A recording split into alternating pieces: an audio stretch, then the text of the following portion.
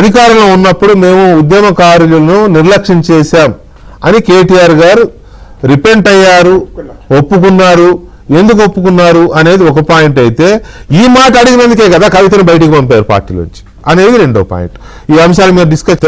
అధికారంలో ఉన్న 10 ఏళ్ళు ఉద్యమకారులను నిర్లక్ష్యం చేశాం, తప్పు చేశాం, కార్యకర్తల్ని పట్టించుకోలేదు, ఎంతసేపు రాష్ట్ర అభివృద్ధి రాష్ట్ర అభివృద్ధి రాష్ట్ర అభివృద్ధి అనే ఒక పిచ్చి పట్టినట్టుగా అభివృద్ధిలోనే ఉండి ఇవన్నీ నిర్లక్ష్యం చేశాం, తప్పు జరిగిపోయింది. మళ్ళీ అధికారంలోకి వస్తే కార్యకర్తల అభివృద్ధి కోసమే కష్టపడతాం. ఇది మాజీ మంత్రి BRS party working president KTR ఇవాళ చేసిన ఒక ప్రసంగంలో ఒక కీలకమైన పార్ట్. దీని మీద మనతో చర్చలో పాల్గొంటున్నారు కాంగ్రెస్ పార్టీ అధికార ప్రతినిధి మానవతరాయ్ గారు, అలాగే తెలంగాణ రక్షణ సమితి టీఆర్ఎస్ అధికార ప్రతినిధి ఇస్మాయిల్ గారు, అండ్ బీజేపీ సీనియర్ నాయకులు అధికార ప్రతినిధి విఠల్ గారు మనతో చర్చలో పాల్గొంటున్నారు. అందరికీ నమస్తే అండి. నమస్తే. ఒకసారి కేటీఆర్ గారి బయట ఒకసారి విందాము, విన్న తర్వాత దాని మీద మేము విశ్లేషణ తీసుకుందాం. కేటీఆర్ గారు, పోయిన 10 ఏళ్ళు కొన్ని తప్పులు జరిగినాయి, నేను ఒప్పుకుంటా. కార్యకర్తలు ఉద్యమకారుల విషయంలో మనం ప్రభుత్వంలో పడి నీళ్లు ఇవ్వాలి, కరెంట్ ఇవ్వాలి, మనం తెలంగాణను పట్టాలెక్కియాలి, నెంబర్ 1 చేయాలి, అదే ఆగంలో ఉరికినాం. సొంత ఇల్లు కట్టుకుంటే ఎట్లయితే ఒక తదేక దీక్షతో పనిచేస్తామో అట్లా పనిచేసినాం. ఎందుకంటే కష్టపడి తెచ్చిన రాష్ట్రం, మన నాయకుడు ప్రాణాలు మరి పనంగా పెట్టి తెచ్చిన రాష్ట్రం. ఈ రాష్ట్రాన్ని నవ్వేటోన్ ముంగట జారిపట్టేట్టు చేయొద్దు అని చెప్పి 10 ఏళ్ళు తపస్సు లెక్క అభివృద్ధి యజ్ఞం చేసినాం. కానీ నేను మీకు మాటిస్తున్నా, వచ్చే 5 ఏళ్ళు అట్లుండదు. వచ్చే 5 ఏళ్ళు కార్యకర్తల అభివృద్ధి లక్ష్యంగా, కార్యకర్తలను మంచిగా చూసుకోవడమే లక్ష్యంగా పనిచేస్తాం. రైట్, అది ఆ ప్రకటన అన్నమాట. అభివృద్ధి దీక్షలో పడి చేశామని మీరు విన్నారు కాబట్టి నేను దాన్ని మళ్ళీ పదం వర్బాటం చెప్పాల్సిన అవసరం లేదు. ముందుగా మానవతరాయ్ గారు, మీకేమనిపించింది ఆ బయట విన్న తర్వాత, ఆయన ప్రకటన విన్న తర్వాత? చేతులు కాలేక ఆకులు పట్టుకున్న ప్రయోజనం లేదు. 10 ఏళ్ళు అధికారంలో ఉన్నప్పుడు తెలంగాణ ఉద్యమంలో మీరు ఉద్యమకారులు మీరేది సాయం చేయకపోయినా, తిన్నా తినకపోయినా, తెలంగాణ రాష్ట్రం కోసం, తెలంగాణ రాష్ట్రం వస్తే తెలంగాణ రాష్ట్రం బాగుంటుంది, మన పరిస్థితులు బాగుంటాయి అని చెప్పి ఆలోచన చేసిన కార్యకర్తల్ని దగ్గర రానిలేదు. అదేవిధంగా గద్దర్ లాంటి పెద్ద మనుషుల్ని ఇంట్లోకి వస్తానంటే కనీసం తలుపు తెరవలేదు. తర్వాత అందశ్రీ లాంటి తెలంగాణ రాష్ట్ర గీతాన్ని రాస్తే దాన్ని అమలు చేయలేదు. అందరిని అవమానపరిచారు. తెలంగాణ సంబంధించిన కవులని, కళాకారులను ఎవరిని కూడా కనీసం దగ్గర రానియకుండా మొత్తం నియంతృత్వంగా పరిపాలించారు. ఇప్పుడు అధికారం కోల్పోయిన తర్వాత ఇప్పుడు కాంగ్రెస్ ప్రభుత్వం రేవంత్ రెడ్డి గారి నాయకత్వంలో ఒక కమిటీ వేసి జిల్లాలు తిరుక్కుంటూ ఉద్యమకారులు ఎక్కడున్నారో అని గుర్తించి ఆ చనిపోయినటువంటి అమరులను 659 మందిని గుర్తించినాం మనం. అంటే 69లో 359 మంది, తర్వాత కేసీఆర్ ప్రభుత్వం 1200 అని చెప్పి 459 మందికే గుర్తించి వాళ్ళకి 10 లక్షల రూపాయల ఆర్థిక సాయం చేసింది. మిగతా వాళ్ళను కూడా కాంగ్రెస్ ప్రభుత్వం గుర్తించింది. అంతేకాకుండా శ్రీకాంతాచారి, అసలు ఆయన త్యాగం లేకపోతే మలిదశ ఉద్యమం లేదు. అట్లాంటి శ్రీకాంతాచారికి కుటుంబానికి ఏం చేశారు మీరు న్యాయం చెప్పండి. రేవంత్ రెడ్డి గారు ఆయన శ్రీకాంతాచారి గారి తల్లిని తీసుకొచ్చేసి మహిళా కమిషన్ మెంబర్గా, సభ్యురాలుగా చేసి గౌరవించారు. ఎప్పుడో చాకలైలమ్మ ఎక్కడో ముని మనవరాలను తీసుకొచ్చేసి మహిళా కమిషన్లో పెట్టారు. అంతేకాకుండా చాకలైలమ్మ తర్వాత మహిళా యూనివర్సిటీకి చాకలైలమ్మ, కోటి మహిళా యూనివర్సిటీకి చాకలైలమ్మ పేరు పెట్టడం జరిగింది. అనేక మంది ఉద్యమకారులను గౌరవించుకునే విధంగా రేవంత్ రెడ్డి గారు కోటి రూపాయలు కవులకు, కళాకారులకు ఇచ్చారు. ఈ విధంగా ఉద్యమకారులంతా కాంగ్రెస్ వైపు, అంటే బీఆర్ఎస్ పార్టీలో ఉన్న ఉద్యమకారులంతా కాంగ్రెస్ పార్టీ వైపు వెళ్తుంటే, కాంగ్రెస్ ప్రభుత్వం కూడా ముందు అమరులకు 250 గజాలు, తర్వాత కోర్టుకి దెబ్బలు తిన్న వాళ్ళు, గాయాలు పడిన వాళ్ళకు 250 గజాలు, తర్వాత ఆ పెన్షన్లు, తర్వాత గుర్తింపు పత్రాలు ఇస్తామని చెప్పేసి, బస్సుల్లో ప్రయాణం సౌకర్యం కల్పిస్తామని చెప్పేసి కమిటీ వేసి అమలు చేసే క్రమంలో కేటీఆర్ గారికి ఇప్పటికైనా ఉద్యమకారులు గుర్తొచ్చారు. నిజంగా చెప్పాలంటే ఉద్యమకారుల ఉసురు తెలిగే కేసీఆర్ ప్రభుత్వం ఓడిపోయింది. ఇది ముమ్మాటికి నిజం. విఠల గారికి తెలుసు వారి ఉద్యమకారులు ఎంతమంది ఉద్యమకారులను ఏ విధంగా అవమానపరిచారు, ఏ విధంగా గాయపరిచారు. తొలినాడులో మేము ప్రతిపాదన పంపినాం. ఛత్తీస్గఢ్, జార్ఖండ్ రాష్ట్రాల్లో ఉద్యమకారులను గుర్తించారు, వాళ్ళకు షూరిటీ లేనటువంటి కోటి రుణాలు ఇచ్చారు, ఇళ్ల నిర్మాణంలో ప్రాధాన్యత ఇచ్చారు, ప్రభుత్వ ఉద్యోగాలు ఇచ్చి వయోపరిమితి ఉన్న వాళ్ళకి ప్రభుత్వ ఉద్యోగాలు ఇచ్చి గౌరవించారు. ఆ విధంగా తెలంగాణలో కూడా ఉద్యమకారులను గుర్తించాలని చెప్పి మేము ఆ రోజు ఉస్మానియా యూనివర్సిటీ వేదికగా లేఖలు రాసినాం. మా నాయకత్వం కూడా కొంతమంది పోయి కలిస్తే కనీసం పట్టించుకోలేదు. అంటే అధికారం అహంకారం దిగిన తర్వాత అప్పుడు రేవంత్ రెడ్డి ప్రభుత్వం అంటే కాంగ్రెస్ ప్రభుత్వం, తెలంగాణ ఇచ్చిన కాంగ్రెస్ ప్రభుత్వం ఇలా ఉద్యమకారులకు, దెబ్బలు తిన్న వాళ్లకు, జైళ్ల పాలైన వాళ్లకు, కేసులు పెట్టించుకున్న వాళ్లకు 250 గజాల స్థలం ఇస్తానంటే ఇప్పుడు కేటీఆర్ కి భయం అయిపోయి ఇంకేంది మా వెంట ఎవడు రారని చెప్పేసి ఆ విధంగా వాళ్ళ నామస్మరణ చేస్తారు తప్ప నిజంగా మనస్ఫూర్తిగా చేయట్లేదు. రైట్ ఒక్క నిమిషము మానవత గారు, ఒక్క నిమిషం. విఠల్ గారు నమస్తే. నమస్తే. నమస్తే. మీరు ఉద్యోగ సంఘాలు కానీ లేకపోతే ఇటు కార్మిక సంఘాలు కానీ ఇటు ఉద్యమకారులు కానీ మొత్తం ఆ పీక్ స్టేజ్ లో మీరు చాలా కీలకమైన పాత్ర. మీరు కూడా అందరూ, మీరు ముగ్గురు అందులో ఉన్న వాళ్ళే, మేము అందరం చేసిన వాళ్ళే, మేము అందరం కలిసి పాల్గొన్న వాళ్ళమే తెలంగాణ ఉద్యమంలో. ఇక్కడ పాయింట్ ఏంటంటే తెలంగాణ ఇప్పుడు మన కేటీఆర్ గారు చెప్తున్న దాని ప్రకారం గడిచిన ప్రభుత్వం అధికారంలో ఉన్నప్పుడు, వాళ్ళ ప్రభుత్వం అధికారంలో ఉన్నప్పుడు నిర్లక్ష్యం చేసిన మాట వాస్తవం, తప్పు జరిగింది అనేది. అది నిర్లక్ష్యం చేసినట్ట, అవమానించినట్ట అప్పుడున్న పరిస్థితుల్లో ఉద్యమకారులని అనేది ఒకటి. ఇది పశ్చాత్తాపం లాగా ఉందా, లేక టైం బీయింగ్ పరిస్థితులకు అనుగుణంగా తమ వాయిస్ని మారుస్తున్నట్టు, రాజకీయాల్లో వాయిస్ని మారుస్తారు అట్లా మార్చినట్టు అనిపిస్తుందా? మీకు అక్కడ ఉన్నటువంటి ఇద్దరు మిత్రులకి నమస్తే. ఇస్మాయిల్ గారికి గురించి తెలియజేస్తూ, సరే అన్న ఇప్పుడు ఇది ఎప్పుడు ప్రకటించాలా? ఎలక్షన్ అయ్యి 2 ఏళ్ళు అయింది, ఓడిపోయింది. ఎలక్షన్ ముందే ప్రకటించాలా అంటే వాళ్ళు ఒక మీటింగ్, పార్టీ రివ్యూ పెట్టుకొని ఎవరైనా చేస్తారా పని? ఆత్మ విమర్శ అంటాం కదా. అవును. ఎందుకు ఓడిపోయినాము, ఏ కారణం చేత ఎవరికి దూరం అయిన విమర్శ చేసుకుని కేసీఆర్ కేటీఆర్ ఆ రోజు ప్రకటించి ఉంటే ప్రజలు కొంత హర్షించేవాళ్ళు. ఇవాళ 2.5 సంవత్సరాల తర్వాత కాంగ్రెస్ పార్టీ ఒకవైపు ఉద్యమకారులకు కమిటీ వేసి ఒక ప్రాసెస్ చేస్తా ఉంది. సరే, కోదండరామ్ గారు, తర్వాత కేశవరావు గారు, మిగతా మెంబర్స్, దయాకర్ గారు అంతా చేసి ఒక ప్రయత్నం ఏం చేద్దాం అనే దానిలో కమిటీ ఉంది. దాన్ని ఏం చేస్తారో చూడాలి, వేచి చూడాలి. కానీ నిజానికి సుదీర్ఘకాలమైనటువంటి పోరాటంలో మాలాంటి వాళ్ళు 1996 పనిచేసినాం. 2001 నుంచి 2014 వరకు కూడా అందరం యాక్టివ్ గా పనిచేసినాం. ఆ రోజు వాకిన్ మీటింగ్ కదా మొత్తం కేసీఆర్ గారితో ఉద్యమకారులు ఏ చేసేది పొలిటికల్ చేసి ఉద్యోగ సంఘం మేమైతే రోజుల తరబడి కలిసేది. ఎందుకు? ఉద్యమం కోరం ఎట్లా నడపాలి, సకల సజ్జన సమ్మె ఎట్లా చేయాలి, సాగరారం ఎట్లా చేయాలి, ఈ రకమైనటువంటి కార్యక్రమాలు, సహాయ నిరాకరణ ఎట్లా చేయాలి, ఇవన్నీ కార్యక్రమాలు నిరూపణలో భాగస్వామైన వ్యక్తులం. ముఖ్యమంత్రి అయిన తర్వాత డోర్లు క్లోజ్ అయినాయి. సరే, మాలాంటి వాళ్ళకి సర్వీస్ కమిషన్ మెంబరు 6 ఏళ్ళు పక్కకు పెడితే వేలాది మంది ఉన్నారు. వేలాది మంది ఉద్యమకారులకి డోర్స్ క్లోజ్ అయినాయి. గదర్ అన్నకు డోర్ క్లోజ్ అయింది. కోదండరామ్ కి అయితే ఇంటిమేట్ దాడులు చేసిన సందర్భాలు చూసినాం. ఇందిరా పార్క్ ఎత్తేసిండ్రు. ఇవన్నీ కూడా ఎవరిని అవమానించినట్టు? ఉద్యమకారులు, లక్షలాది మంది ఉద్యమకారులు. ఇవాళ నిజంగా ఇప్పుడు కాంగ్రెస్ చేసిన ప్రయత్నము కేసీఆర్ గారు చేసి ఉంటే మళ్ళీ పవర్ లో ఉండేవాళ్ళే. ఒకవైపు ఏమో బంగారు తెలంగాణ అని చెప్పి తెలంగాణకు సంబంధించిన వాళ్ళందరినీ తీసుకొచ్చి మంత్రులు, ఎమ్మెల్యేలు చేశారు. అసలు ఉద్యమకారులు దూరమయ్యారు.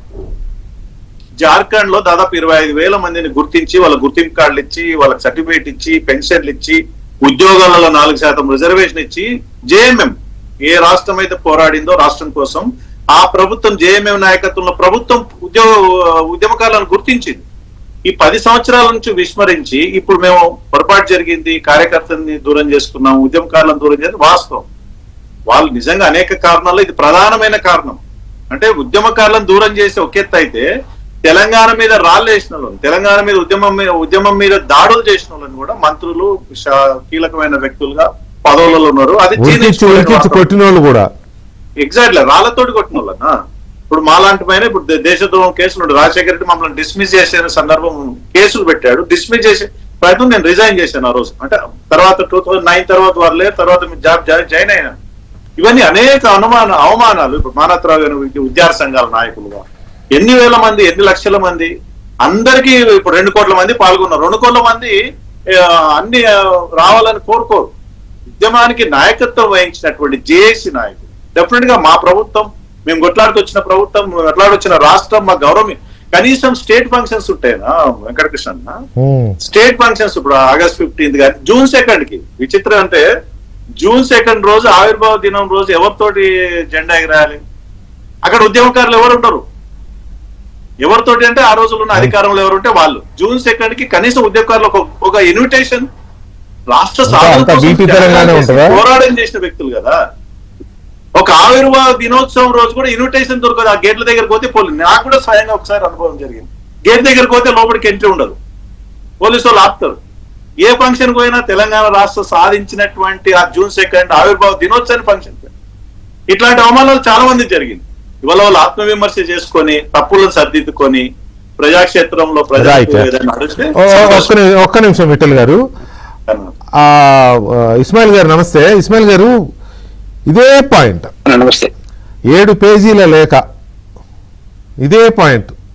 ఈ లేఖ రాసి అమెరికా పోయి వచ్చే వరకు ఆ లేఖ లీక్ అయింది. ఎయిర్పోర్ట్లోనే ఆమె మాట్లాడినారు కవిత గారు.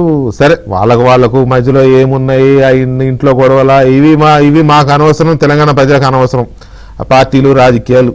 నా పాయింట్ ఒక్కటే, ఆమె ఆ రోజు చేసింది, మీరు వరంగల్ సభలో తెలంగాణ ఉద్యమకారులకు అన్యాయం చేశారు, ఈ 10 ఏళ్ళు ఉద్యమకారులను విస్మరిస్తున్నారు, ఇది ధర్మం కాదు, మీరు అవమానిస్తున్నారు అని నేను లేఖ రాశానని చెప్పింది. ఆమె చెప్పిన 6 నెలలకే ఆమె సస్పెండ్ అవ్వడము, పార్టీ నుంచి వెళ్ళగొట్టడం అంతా అయిపోయింది. ఇదే ప్రశ్న కదా, ఇదే ప్రస్తావన కదా. ఇప్పుడు అదే ప్రస్తావన ఏ అంశమైతే కవిత గారు లేవనెత్తారో, ఏ అంశం బేస్ చేసుకుని లేఖ రాశారో, అదే అంశాన్ని వాళ్ళ కేటీఆర్ గారు ఎండార్స్ చేశారు. వర్కింగ్ ప్రెసిడెంట్గా ఉన్న కేటీఆర్ గారు అదే అంశాన్ని నిజం అని ఒప్పుకున్నారు. సరే, అది పశ్చాత్తాపమా లేకపోతే భవిష్యత్తు వ్యూహమా మాకు అనవసరం. సో దీని మీద కవిత గారు పార్టీ ప్రతినిధిగా మీ రియాక్షన్ ఏంటి? అన్న, మీకు ప్యానెల్లో ఉన్న మిత్రులకు గుడ్ ఈవినింగ్. దీనికి ప్రశ్నకు నా సమాధానం అయితే, హంతకుడే సంతాప సభ పెట్టినట్టుగా ఇవాళ కేటీఆర్ గారు మాట్లాడిన మాటలు వింటే అనిపిస్తా ఉన్నది. ఇప్పుడు ఆల్రెడీ చంపేశారు, సంతాప సభ పెడితే ఏం లాభం? ఎవరు చేసిన కర్మ వారు అనుభవించారని మామూలుగా రాలేదు కదా మాట, వాళ్ళు అనుభవించి తీరాల్సిందే. ఇక్కడ స్పష్టంగా ఇవాళ వాళ్ళు మాట్లాడడానికి, వాళ్ళు ఈ పరిస్థితి ప్రస్తావించడానికి ఒక కారణం, బలమైన కారణం ఉన్నది. కవితమ్మ ఇవాళ తెలంగాణలో ఏదైతే ఆమె రాసిన లేఖలను పక్కన పెట్టి ఉద్యమకారులను గుర్తించమని చెప్పిన విషయాలు, ఉద్యమ ఆకాంక్షలు నెరవేర్చమని చెప్పిన విషయాలు, తర్వాత ఇక్కడ ఉద్యమం సందర్భంగా ఇచ్చిన హామీలు నెరవేర్చమని, అదేవిధంగా ఉద్యమంలో పనిచేసిన వాళ్ళను గుర్తించమని, కనీసం ఉద్యమానికి దోహదపడిన శక్తులను గౌరవించమని ఆ రోజు కోరితే విస్మరించి అహంకారపూరితంగా వ్యవహరించినారు కదా. ఇవాళ లేఖలు కేటీఆర్ దగ్గరే ఉన్నాయి, కవితమ్మ గారు రాసినాయి. ఇప్పటికైనా కనువిప్పు నిజంగానే కలిగితే ఆ లేఖల్ని చదవమనండి, ఆ లేఖల్లో ఉన్న వాస్తవాలు ప్రజలకు చెప్పమని నేను అడుగుతా ఉన్నా. రెండవ అంశం, మేం తెలంగాణ అంశాన్ని తీసుకొని కవితమ్మ గారు ఉద్యమకారులను చేరదీసి వాళ్ళకు ఒక ఓదార్పులాగా నిలబడి జరిగిన పుష్కర కాలంగా ఉద్యమకారులకు జరిగిన అవమానాల్లో ఒకసారి విని ఈ పరిస్థితి మారాలని కోరి ఉద్యమకారుల కోసం నిలబడి ఇలా కొట్టాడుతున్న సందర్భం లోపల ఇప్పుడు కేటీఆర్ గారు నోరు తెరిచి ఉద్యమకారులకు అన్యాయం జరిగిందనే మాట మాట్లాడుతుంది. ఇది చాలా విడ్డూరం. ఇక్కడ తెలంగాణ ప్రజలు చైతన్యవంతులు, అట్లాంటి అబద్ధాలు నమ్మరు, మళ్ళీ ఒకసారి మోసపోరు. రెండవది, జనంబాట పేరుతోనే కవితమ్మ గారు ఊరూరా తిరిగి కాలుకి బలపం కట్టుకొని తిరిగిన సందర్భం లోపల కూడా లేవనెత్తినటువంటి అనేక అంశాలని ఎక్కడ ప్రజల దగ్గరికి వెళ్లకుండా ప్రధాన ప్రతిపక్షాన్ని మాట చెప్పుకుంటూ ప్రజల దగ్గరికి వెళ్లకుండా ఉన్న వీళ్ళు జనంబాటలో వెళ్లి పాలమూరు రంగారెడ్డి దగ్గర నుంచి మొదలుకుంటే అనేక అంశాలు, సింగరేణి ఇష్యూస్ సంబంధించి, తర్వాత మార్కెట్లలో రైతుల అంశాలకు సంబంధించి ప్రస్తావిస్తా ఉంటే పోటీలుగా రావడానికి ఆదిలాబాద్ లో నిస్సిగ్గుగా మేము వెళ్ళి అక్కడ ఉన్న సందర్భంలో వచ్చి కేటీఆర్ గారు అక్కడ కూర్చొని ఆ మార్కెట్ ని చూసి వెళ్ళినారు తప్ప ఎక్కడ కూడా ఈ రాష్ట్రంలో ఉన్నటువంటి రైతాంగ సమస్యలు పట్టించుకునే పరిస్థితి లేదు. ఇవాళ ప్రత్యేకమైన సందర్భం ఏంటంటే జూలై 2న ఉద్యమకారుల భూపోరాటానికి కవితమ్మ గారి నేతృత్వంలో తెలంగాణ రక్షణ సేన పిలుపునిచ్చింది. దానికి సంబంధించి ఉద్యమకారులందరినీ ఏకం చేసే పని పెట్టినాం. ఇవాళ తెలంగాణ ఆత్మగౌరవానికి మళ్ళీ ఒకసారి ప్రమాదం ఉందనే విషయాన్ని ప్రజలకు చెప్పే క్రమం లోపలనే గత ప్రభుత్వాలు, ఇప్పుడున్నటువంటి ప్రభుత్వం ఉద్యమకారులను, ఉద్యమ ఆకాంక్షలు నెరవేర్చడం లేదు. కాబట్టి ఉద్యమకారులారా ఒకసారి మన ఐక్యతను చాటుదాం, మన హక్కులు సాధించుకుందాం అనేటటువంటి పిలుపు కవితమ్మ ఇచ్చిన నేపథ్యం లోపల ఇవాళ వాళ్ళకి ఏం అర్థం కాని పరిస్థితిలో కేటీఆర్ గారి బలి మాటలు మాట్లాడుతూ ఉన్నారు. మరి నిజంగానే విఠలన్న చెప్పినట్టుగా ఉద్యమకారులను కోసం తలుపులు మూసేసినటువంటి వాళ్ళు, ఉద్యమకారులు చనిపోయినటువంటి కుటుంబాలని 1200 మంది చనిపోతే 10 ఏళ్లు కనీసం వాళ్ళు ఎవరు అని గుర్తించడానికి వాళ్లకు తీరిక దొరకలేదు, మనసు రాలేదు. అంత కర్కశంగా వ్యవహరించినారు, అప్రజాస్వామికంగా వ్యవహరించినారు, అహంకారపూరితంగా పరిపాలన కొనసాగించినారు. అభివృద్ధి అని మాట్లాడుతున్నారు. ఏంటి మీరు చేసిన అభివృద్ధి? ఏం అభివృద్ధి చేశారు తెలంగాణని? ఇవాళ మళ్ళీ మీకు పట్టం కట్టాలని ప్రజలు ఎదురు చూస్తున్నట్టుగా మీరు మాట్లాడుతున్నారు కేటీఆర్ గారు. కేటీఆర్ గారికే కాదు, భారత రాష్ట్ర సమితిగా మారి తెలంగాణ ఆత్మను వాళ్ళ ప్రజల నుంచి తీసేసుకున్న తర్వాత ఏం మొహం పెట్టుకొని మళ్ళీ తెలంగాణ పదాలు ఇక్కడ ఒక పాయింట్ ఉంది మానవతరాయ్ గారు. ఇక్కడ ఒక పాయింట్ ఏంటంటే ఆయన చెప్పిన క్లారిటీ ఏంటంటే ఈ రాష్ట్రాన్ని ట్రాక్ లోకి తీసుకురావాలి, అన్ని రకాలుగా అభివృద్ధి చేయాలి, నియామకాలు చేసుకోవాలి, నీళ్లు తీసుకురావాలి, ఆ నిధులు సంథింగ్ అవన్నీ ఉన్నాయి కదా, మొత్తం దాంట్లోనే మునిగిపోయి ఆ దీక్షలో, ఆ అభివృద్ధి దీక్షలో మునిగిపోయి మేము కార్యకర్తల్ని ఉద్యమకారులను అందరినీ విస్మరించామని చెప్తున్నారు. ఇంకో మాట కూడా అన్నారు, మళ్ళీ నెక్స్ట్ 5 ఏళ్ళ అధికారంలోకి వస్తాము, రాగానే పూర్తిగా కార్యకర్తల అభివృద్ధి లక్ష్యంగా పనిచేస్తామంటున్నారు. నాకు అర్థం కాల, ఇది మీకేమైనా అర్థమైందా? కార్యకర్తల అభివృద్ధి లక్ష్యం ఏంటి? ప్రజల అభివృద్ధి, రాష్ట్ర అభివృద్ధి విన్నాం కానీ ఇప్పుడు వాళ్ళు ఎక్కడ పోరాటం చేసినా జనం రావట్లేదు, రైతులు రావట్లేదు, ఎవరు రావట్లేదు. బాల్కాసమనే వ్యాఖ్యలు చేసి పగలగొడతాం, తగలగొడతాం, జైలుకు పోయిండు. ఇట్లాంటి నేపథ్యంలో పోరాటం చేసే వాళ్ళంతా కూడా వెనక్కిపోయారు. వీళ్ళు మమ్మల్ని అన్యాయం చేశారు, మోసం చేశారని వాళ్ళ వైపు చూడట్లేదు పోరాటం చేసే ఉద్యమకారులు కూడా.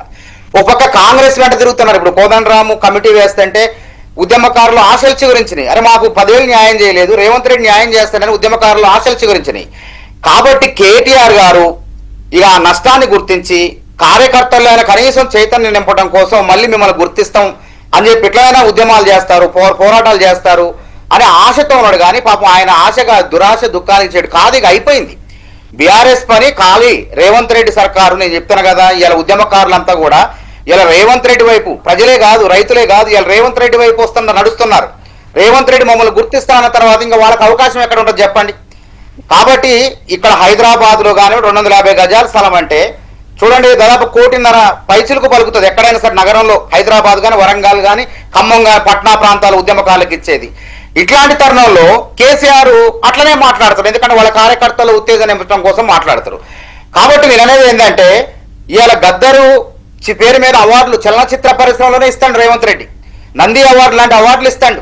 రాష్ట్ర గీతంగా అందశ్రీ రాసిన దాన్ని అమలు చేసుకున్నాం అంటే ఉద్యమ ఆకాంక్షలను గౌరవిస్తున్నాం. ఆ రోజు ఉద్యమ కాలంలో టీజీ అని రాసుకున్నాం, దాన్ని కేసీఆర్ గారు టీఎస్ గా మార్చేసిండు. వాళ్ళ పార్టీ ఆర్ సైలెంట్ అయితే వాళ్ళ పార్టీ వచ్చిద్దానో ఏదో మొత్తానికి స్వార్థం కోసం పెట్టుకుంటే మళ్ళీ రేవంత్ రెడ్డి గారు వచ్చి టీఎస్ తీసేసి టీజీ పెట్టి ఉద్యమ ఆకాంక్షలు ఏమున్నాయో ఉద్యమకారులను గుర్తించుకుంటూ ఉద్యమ ఆకాంక్షలు నెరవేర్చుకుంటూ పోయే తరుణంలో కేటీఆర్ గారు మరి ఆయన ఏం చేసిందంటే పశ్చాత్తాపంతోనో నిరాశతోనో కార్యకర్తల్లో ఉత్తేజం నింపడం కోసమో ఆ విధంగా వ్యాఖ్యానాలు చేసింది తప్ప నిజంగా మనస్ఫూర్తిగా చేయలేదు. ఎందుకంటే ఎంత చేసినా సరే రారు వాళ్ళకి ఉద్యమకారులందరూ కూడా వాళ్ళ వైపు. రైట్, మానవతరావు గారు ఒక్క నిమిషము. విఠల్ గారు, ఇప్పుడు ఏ రాజకీయ పార్టీ అయినా కార్యకర్తలను ఎంకరేజ్ చేసుకుంటారు, అందులో బాగా పనిచేసే వాళ్ళకి పదవులు ఇచ్చుకుంటారు, గుర్తింపులు ఇచ్చుకుంటారు. అటు పార్టీ పదవులో, ఇటు ఒకవేళ పార్టీ అధికారంలోకి వస్తే ఏవో చైర్మన్ పోస్ట్ అనో ఎమ్మెల్యే టికెట్లు అవే నడుస్తూ ఉంటాయి. ఇది రొటీన్ ప్రక్రియ, దాన్ని ఎవరు తప్పట్టాల్సిన అవసరం లేదు. కార్యకర్తలని గుర్తింపునివ్వడం అనేది పార్టీకి సంబంధించిన వ్యవహారం, అది ఏ రాజకీయ పార్టీ అయినా.